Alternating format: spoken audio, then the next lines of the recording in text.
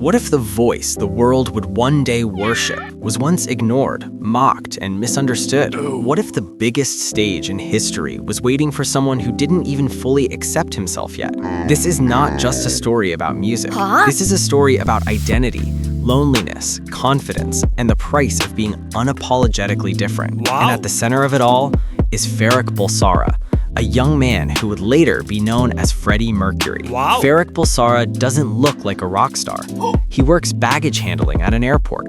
He lives with strict parents who believe in tradition, discipline, and rules. And every day, he's reminded that he's different. Different teeth, different accent, different confidence. But here's the thing.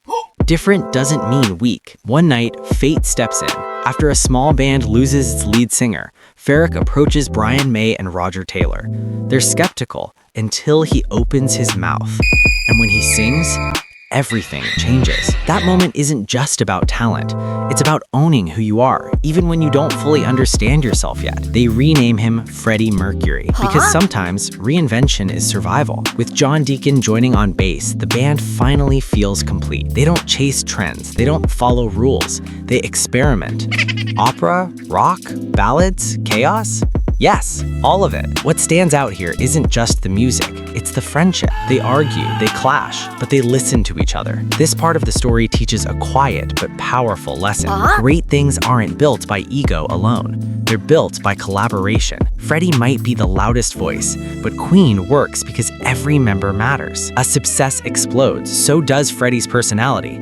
He's bold, he's fearless, he's dramatic, but behind the confidence is insecurity. Freddie falls in love with Mary Austin, the one person who truly understands him. She's his emotional anchor, his safe place. But as Freddie begins to explore his identity, he realizes something painful. You can love someone deeply and still not be able to stay. Self-discovery can hurt the people you care about. Truth isn't always clean, but it's necessary. Mary doesn't leave his life.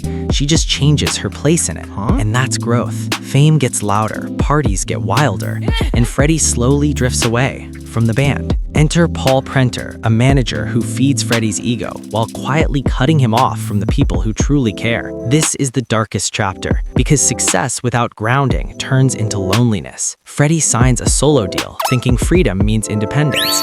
But instead of fulfillment, he finds emptiness. This section carries one of the strongest values in the story. Not everyone who applauds you is on your side, and not every yes leads to happiness. At his lowest point, Freddie faces reality. He's alone, disconnected, and scared. He admits his mistakes. He apologizes to Brian, Roger, and John. No excuses, no ego, just honesty. This moment is powerful because it reminds us, real strength is accountability. It's never too late to rebuild what matters. Then comes the hardest truth of all. Freddie reveals he has AIDS. No dramatic music, no spotlight, just silence and support. Because this story isn't about tragedy, it's about humanity. The final act builds toward one legendary moment, Live Aid. Freddie walks onto the stage not as a victim, but as a man who knows his time is precious. Every movement is intentional. Every note is alive. The crowd doesn't just listen, they respond. It's unity, it's joy, it's freedom. In that moment, Freddie Mercury isn't running from who he is who he is. And the lesson is crystal clear. A past doesn't define your ending, your courage does. Freddie Mercury's story isn't about being perfect. It's about being real, about embracing your voice, even when it shakes, about choosing connection over ego, truth over comfort, legacy over fear. Because in the end, the world doesn't remember you for fitting in. It remembers you for being unforgettable.